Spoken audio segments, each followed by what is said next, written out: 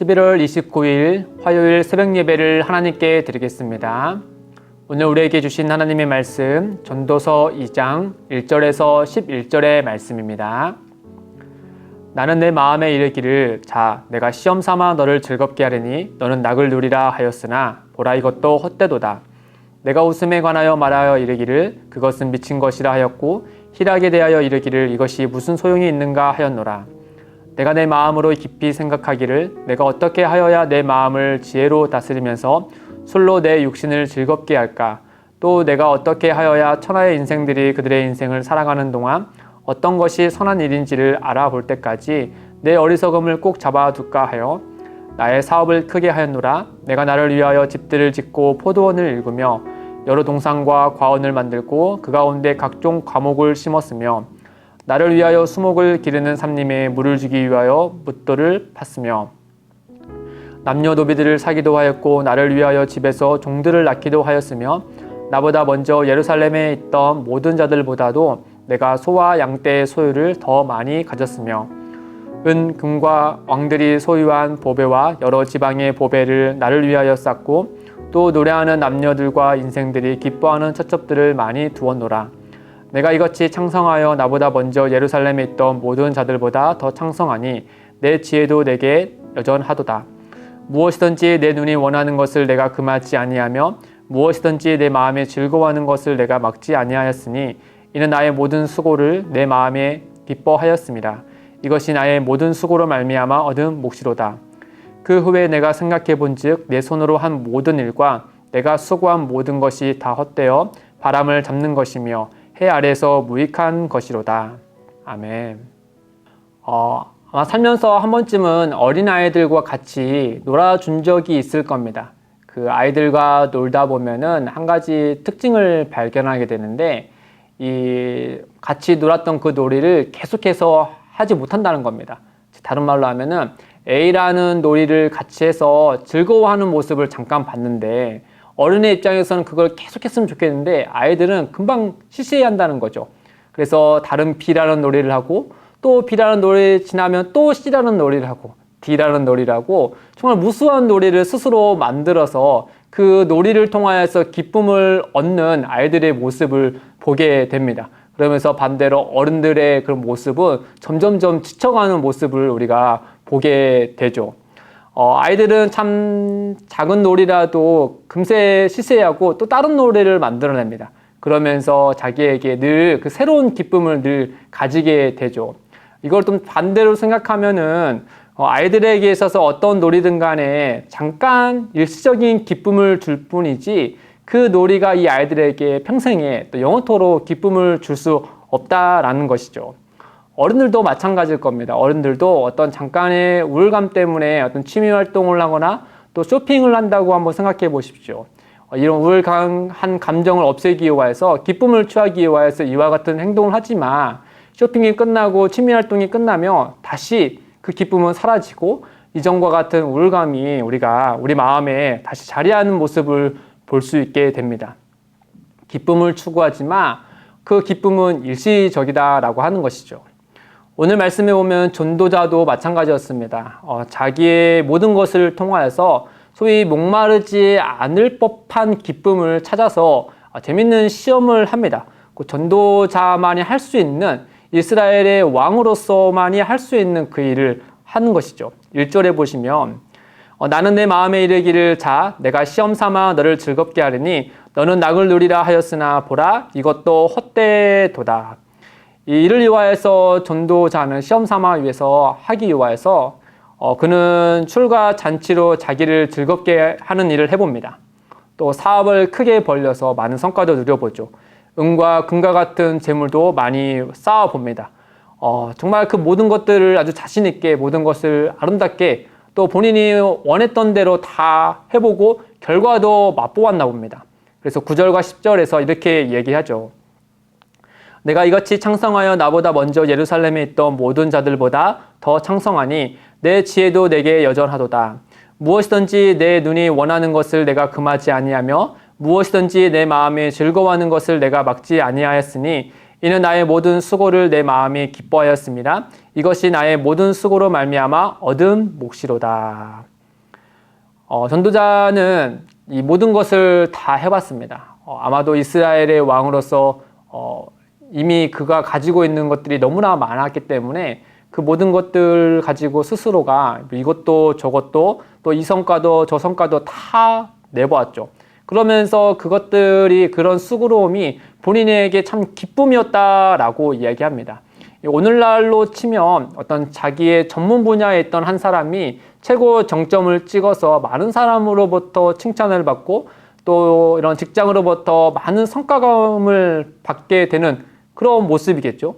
또 사업을 하시는 분이 소위 대박이 나서 엄청난 부를 누리게 되는 것이나 또는 운동선수가 올림픽 무대에서 금메달을 따는 것이나 또 그 외에 우리가 이것만 성취하면 이것만 이루면 나에게 영원한 행복을 줄 것 같다라는 그것을 이뤘을 때 이런 전도자와 같이 이와 같이 자신 있게 그 모든 것을 통하여서 내가 기쁨을 누려봤다라고 이야기할 수 있는 것이겠죠.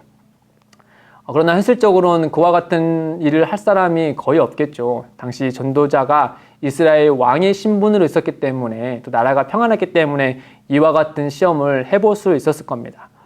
그래서 10절에 이른 것처럼 나의 모든 수고로 내 마음이 기뻐하였다라고 소결론을 냈습니다. 그러나 그가 시험을 했던 그 실험값이 결과는 그게 아니었습니다. 오히려 11절에 이렇게 이야기를 하죠. 이 시험의 결론은 이렇게 냅니다. 11절에 그 후에 내가 생각해 본즉 내 손으로 한 모든 일과 내가 수고한 모든 것이 다 헛되어 바람을 잡는 것이며 해 아래에서 무익한 것이로다. 참 정점을 찍어 본 사람만이 이 이야기를 할 수 있는 것이겠죠. 모든 것을 해보고 누려본 사람만이 그거 별거 없어 라고 이렇게 얘기할 수 있는 걸 겁니다. 우리로서는 과연 그럴까 하는 의심이 들긴 하지만 어쨌든 간에 모든 것을 이루어 본 전도자는 그 모든 것들이 헛되고 또 해 아래에서 무익하다라는 결론을 냅니다. 즉 전도자는 과연 해 아래에 있는 그 무엇이 자기에게 궁극적인 기쁨을 줄 것인가 라고 해서 이런저런 실험값을 넣고 결론을 내봤지만 결과는 모두 동일하게 헛되고 또 해 아래에 무익할 뿐이다 라고 이야기하고 있는 것이죠. 물론 전도자의 이런 표현이 그가 어떤 소위 비관주의 또 염세주의자이기 때문에 이와 같은 결론을 낸 건 아닙니다. 그건 분명히 10절에서 그 수고로 말미암아 기뻐하였다라고 하고 있습니다. 그러나 그런 기쁨이 일시적이었다라고 하는 것이죠. 정말 잠깐뿐이었다라고 하는 겁니다. 이렇게 전도자는 결론을 냅니다. 우리가 근데 이 점에서 한 가지만 더 생각을 해보면 좋겠습니다. 이 전도자는 이런 무엇이 자기에게 즐거움을 줄 것인가 라고 했을 때 그 무엇이란 실험값에 무엇을 넣냐면 항상 자기에게만 해당되는 것을 넣었습니다. 그러나 이 실험값에 자기를 위한 것 대신에 타인을 위하고 공동체를 위한 것에 그 값을 넣었다면 결과는 어떻게 됐을까 우리가 한번 상상해 볼 수 있는 것이죠. 예를 들어서 전도자는 나의 육체의 즐거움을 위하여서 술과 잔치를 벌여서 기쁨을 맛보았습니다. 그러나 이렇게 하는 것이 아니라 오히려 가난한 자와 궁핍한 자를 위하여서 나눔으로 인하여서 얻은 기쁨이면 어땠을까? 또 나의 성과와 부를 축적하기 위한 것보다 이웃과 또 마을, 나라와 민족을 위하여 건설적인 발전을 위하여서 그 값을 넣었다면 그 결과도 역시 어땠을까라고 우리가 한번 상상해 볼 수 있는 것이죠. 아마도 자기를 위하여서 누렸던 기쁨보다는 이 타인을 위하여서 공동체를 위하여서 섬기고 헌신하고 투자했던 그것으로 인하여서 얻은 기쁨은 앞에 있던 기쁨보다 훨씬 더 깊고 또 그 기쁨의 값이 컸을 겁니다. 물론 공동체를 위한 그것을 통하여서 얻은 그 기쁨도 역시 영원한 것에 비하면 일시적인 것이겠지만 말이죠.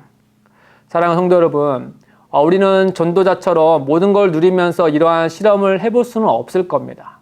그만한 분이 거의 없겠죠. 그러나 이 전도자와 비교했을 때 꿀리지 않고 훨씬 더 많은 것을 갖추시고 또 그 모든 것을 창조하신 하나님의 아들이신 예수님은 이 기쁨을 이용해서 얻고자 접근하는 방식이 전도자와 완전히 달랐습니다. 전도자는 자기를 위한 무엇을 했죠. 그래서 기쁨을 얻고자 했습니다. 그러나 예수님은 오직 하나님 아버지와 자기 백성을 이용하여서 무엇을 했습니다. 그 무엇이 자기의 생명을 주신 것이죠. 예수님은 철저히 자기를 부인하고 하나님의 뜻을 따랐습니다. 자기의 모든 것을 자기의 백성을 위하여서 아낌없이 주셨죠. 그로 인하여서 어떠한 결과를 얻어냈습니까?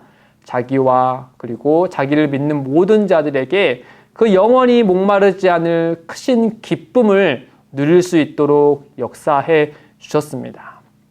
우리는 이 점을 잠시 생각하면서 오늘을 살아갈 때 우리는 본성적으로 어떤 기쁨을 추구하게 되는데 그 기쁨을 추구하기 위하여서 우리는 어떤 일을 하고 있는지를 한번 생각해 봤으면 좋겠습니다.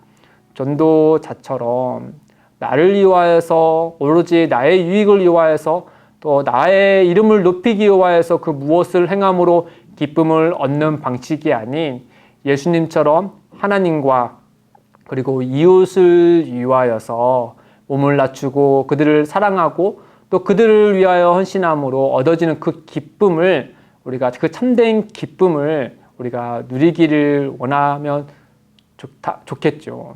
그와 같은 은혜가 있기를 주님의 이름으로 축복드립니다. 같이 기도하겠습니다. 하나님 아버지, 앞서 모든 걸 갖춘 전도자의 실험과 그 결과값을 통해 이 땅에서 삶 가운데 무엇이 우리에게 영원한 기쁨을 줄 수 있는지 생각하게 됩니다. 이 세상에서 누리는 잠깐의 기쁨들도 물론 소중한 것이지만 우리가 그것에만 몰두하여 정작 영원한 기쁨이 하늘로부터 온다는 사실을 잊지 않도록 우리의 마음과 눈을 주님께로 돌려 주옵소서. 더하여 우리 주변의 일시적인 기쁨은 고사하고 늘 슬픔과 우울감 속에 갇혀있는 이들이 있습니다. 그들을 불쌍히 여겨주셔서 우리 기쁨이 되는 교회가 그들에게 참 기쁨과 즐거움을 전할 수 있도록 주님 우리와 함께하여 주옵소서. 감사하며 예수님의 이름으로 기도드립니다. 아멘. 오늘도 두 가지의 기도 제목을 두고 함께 기도하겠습니다. 첫째, 하나님이 주시는 이 땅에서의 기쁨을 누리되 영원한 기쁨의 근원은 예수 그리스도라는 사실을 늘 마음에 품게 하옵소서. 둘째, 기쁨이 되는 교회가 성도와 이웃들에게 참된 기쁨을 전할 수 있는 교회가 되도록 역사하여 주옵소서. 이를 위해 함께 기도하며 나아가겠습니다.